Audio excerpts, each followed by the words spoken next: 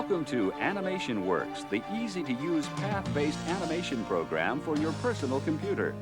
With Animation Works, you can create a variety of animations for education, business, video, special effects, or just plain fun. This video provides a brief look at some of the features and capabilities of Animation Works. Animation Works consists of 3 environments: the background editor, where you create backgrounds for your movie, the cell editor, where you create actors, and the movie editor, where you combine the backgrounds with the actors to create movies. Let's begin with the movie editor, where we can look at the key concepts in Animation Works: actors, paths, and frames. The actor is the central unit in Animation Works. Like the flip books of old, an actor is a sequence of images, each slightly different, called cells. When seen in rapid succession, the cells give the illusion of motion. Actors are created in the cell editor. Actors follow paths in your movie. A path tells an actor where to be and what to do in each frame of the movie.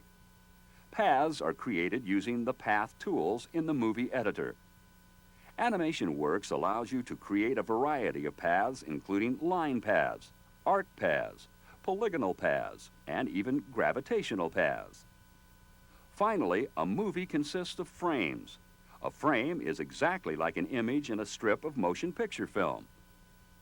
Each frame has a background on top of which are imposed actors. When you play your movie, Animation Works flips through these frames rapidly, creating the illusion of motion. You vary the timing of your movie by varying the rate at which the frames are shown. You can also have multiple actors and attach events to each frame. Events such as color cycling, background changes, wipes, speed changes, and even sound.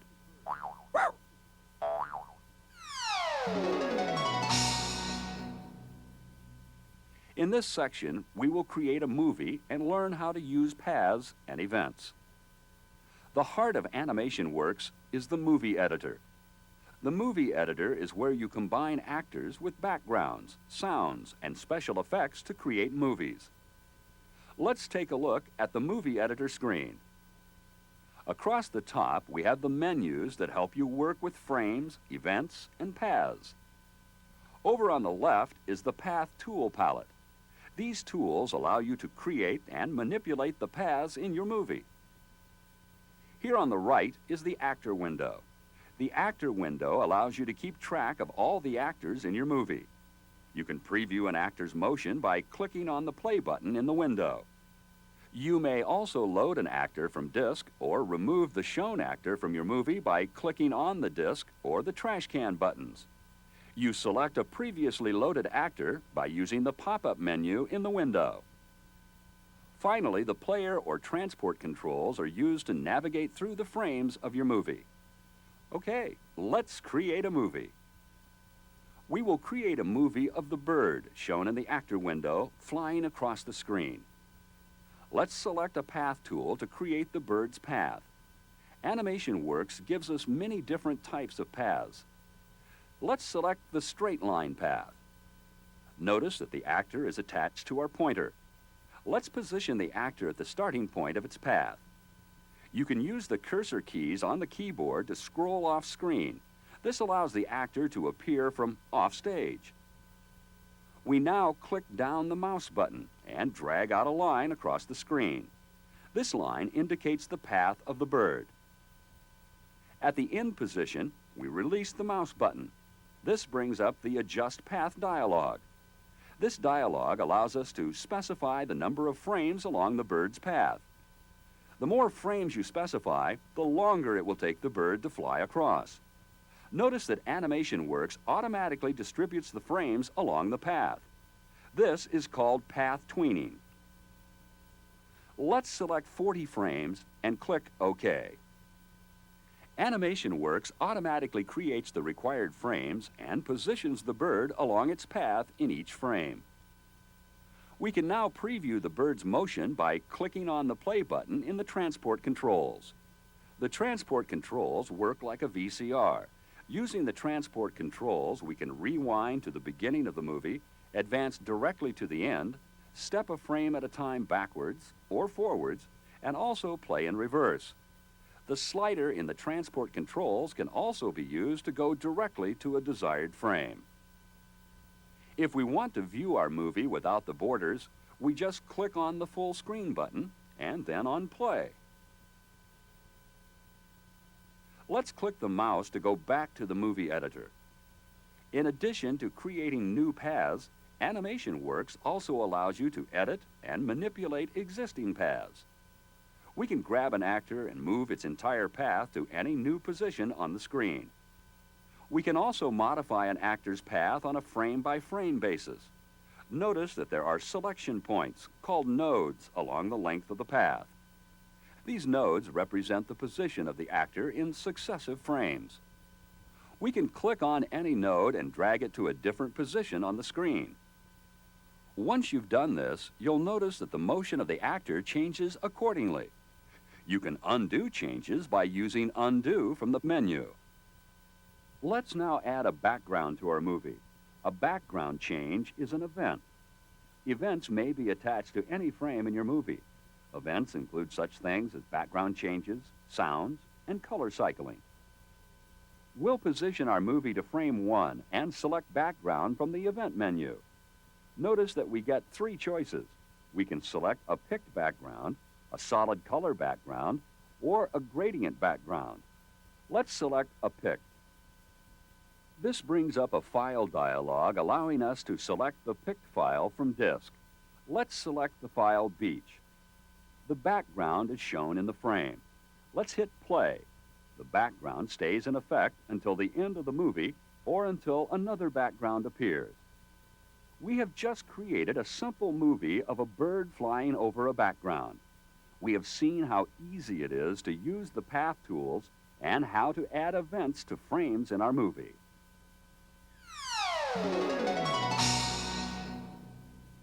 Let's look at some of the more advanced features of Animation Works. We will learn how to load actors, modify a path, and use hierarchical and gravitational paths. First, let's add another actor to our movie. We'll load this actor from disk by clicking on the disk icon in the actor window. This brings up a file dialog. We can select the actor we need, a plane. Animation Works allows you to map the actor's palette onto another palette or to stay with the actor's original palette. A palette affects the colors that make up the actors. Let's map the actor to our current palette. The actor is now shown in the actor window. All of the windows can be hidden or moved freely anywhere on the screen. We would like the plane to make its entrance about halfway through the movie. Let's use the slider bar to go to frame 15. We can now use a path tool to define the motion of the plane. As before, we will use the line tool and the cursor keys to scroll off the right of the stage. We can hold down the shift key to constrain our line to a true horizontal. This time, we will select 30 frames and let's have the plane accelerate for the first 5. Click OK, and we are done. Let's hit play to see what this looks like. Note that the bird disappears behind the plane. We would like the bird to stay in front of the plane. This can be easily accomplished by first double-clicking on the bird's path to select it and then clicking the Path to Front tool. Okay, now let's have the plane drop a bomb. We'll first load the bomb actor from disk as before. Since bombs fall under the influence of gravity, we will use the gravity path to define the bomb's motion. We select the gravity tool. Note that, as before, the actor is attached to our pointer. We can click and drag to define the starting position and initial direction of the bomb's motion. When we release the mouse button, the gravity dialog appears, allowing us to specify a variety of parameters that control the motion. Let's set the initial speed to 0. We can vary the force of gravity and increase or decrease the amount of air resistance. Finally, we'll set the number of frames to 10. Let's see what this looks like. Note that the bomb now accelerates downwards in accordance with the laws of gravity. However, in real life, we know that the bomb would not fall in a straight line, but would be affected by the forward motion of the plane. We can simulate this by linking the motion of the bomb to that of the plane to create hierarchical motion. To do this, we first select the path of the bomb. Then choose Magnetize from the Path menu. Note that the pointer changes to a magnet. We can then click on the plane. This will magnetize or link the motion of the bomb to that of the plane. Finally, let's put the bomb behind the plane by selecting the bomb's path. Let's see what this looks like now. As you can see, the bomb now has a forward motion due to the plane. This is called hierarchical motion.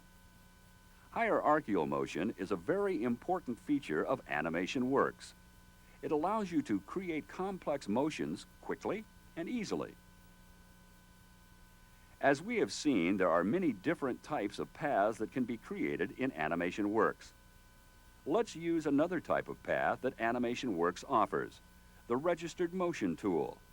The Registered Motion tool allows us to position the actor in the current frame in perfect registration with the previous frame. We first load the actor we want from disk.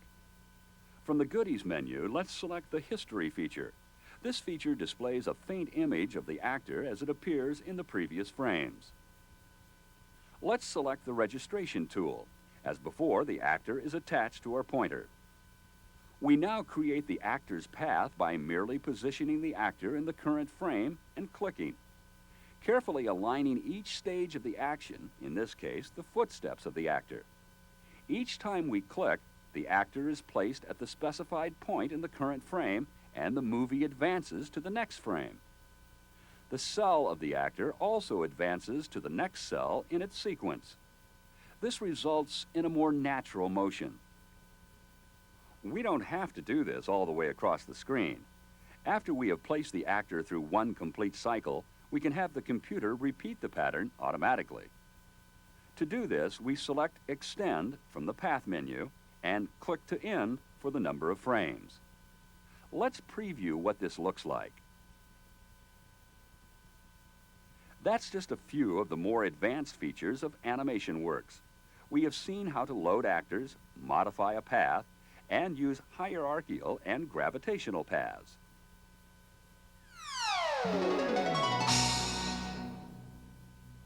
Let's now look at wipes. Wipes are used when you change backgrounds to introduce the new background in more dramatic ways. Animation Works allows you to create your own wipes and to create thousands of custom effects. Let's go to the end of the movie. We want to change to a new background. Let's select a gradient background. Animation Works allows us to create our own custom gradient backgrounds. We select the color range for the gradient and the direction of the gradient. Note that this small proxy box allows us to see what our gradient will look like. We can give the gradient a name and click OK when done. Animation Works automatically creates the gradient and places it in the current frame. Let's see what this looks like. You'll note that the gradient only appears for a brief instant. This is because we only have one frame with the gradient. Let's manually add some more frames to our movie. We'll go to the end of the movie and select Add Frames from the Frame menu. We can specify the number of frames to add and whether we want the frames added before or after the current frame. Click OK, and more frames are added to the movie. Let's preview this. Now the background stays up longer. You'll also note that the entire background appears at once. This is what's called a straight cut. We can have the background appear in a more dramatic fashion using wipes. Let's go to the frame with the background change, and in this frame we will add a wipe event from the Event menu. This brings up a dialog showing all the wipes currently in the movie. As you can see, we only have the straight cut. Let's create a new wipe. The Create Wipe dialog gives you a list of basic wipes on the left and a proxy area on the right. We can click on any of these basic wipes and see what it will look like on the right. Now, starting with any basic wipe, we can customize it in a variety of ways. Let's select the slash wipe. We can change the number of frames over which the wipe occurs. The fewer the number of frames, the faster the wipe will occur. We will choose 5. We can also change the segment size. For example, we can change the slash into a curtain by changing the X segment to 10%. Or we can change it to a horizontal wipe by leaving the X at 100 and changing the Y to 10%. Or we can change both to 10% and get an entirely different effect. Once we are satisfied, we can give the wipe a name and click OK to confirm. The newly created wipe now appears in our wipe dialog. We can select it and it gets applied to the movie. Let's see what this looks like. As you can see, wipes add a whole new dimension to your movie.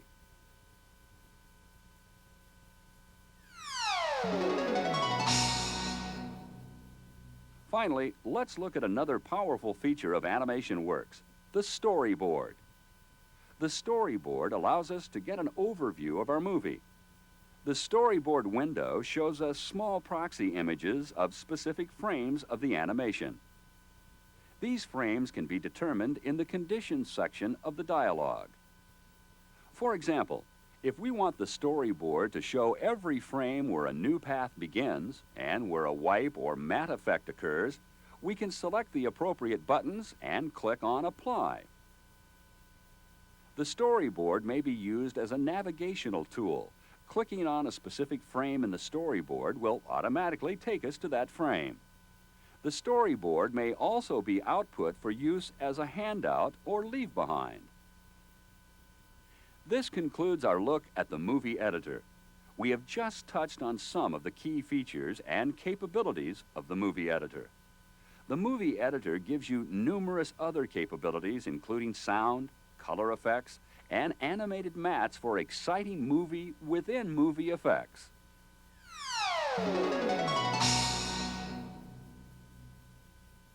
We will now take a quick look at the cell editor. The cell editor is where you create your actors. From the movie editor, we select Cell Editor from the Goodies menu. As we have seen before, an actor is a sequence of images, each slightly different from the previous, that give the illusion of motion. Each of these images is called a cell. The cell editor gives us the tools necessary to create actors.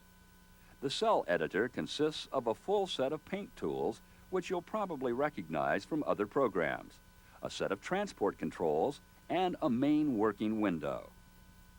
Let's start by making a simple animated actor. Select New from the File menu and name the new actor. We'll begin by choosing a foreground color and creating a shape on the screen. Once this is done, we'll add another cell to this actor by using the Add Cell command.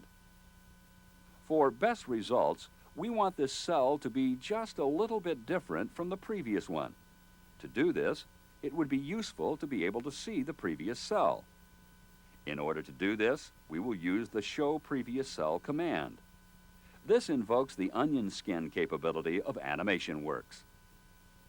The previous cell appears dimmed out, and we can draw a new one on top of it.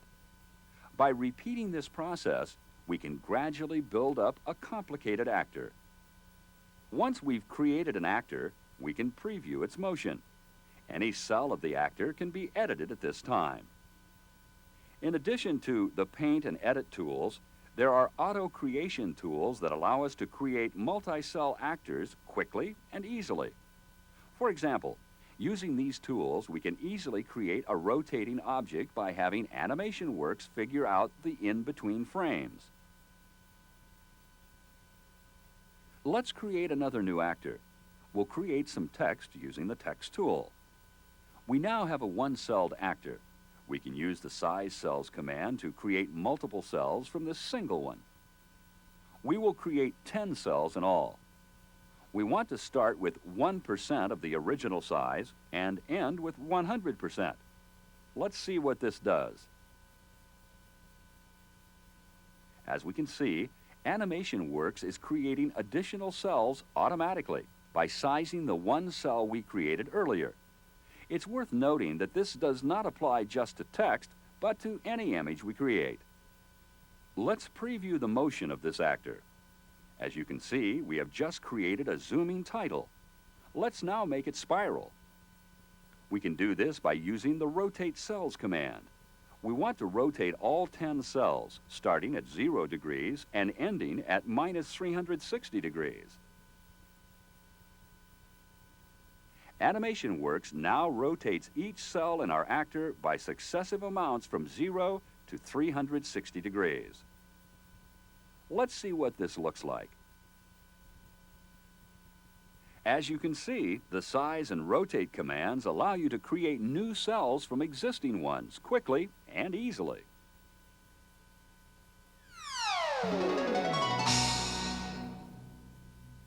Another important concept in animation is that of registration or alignment.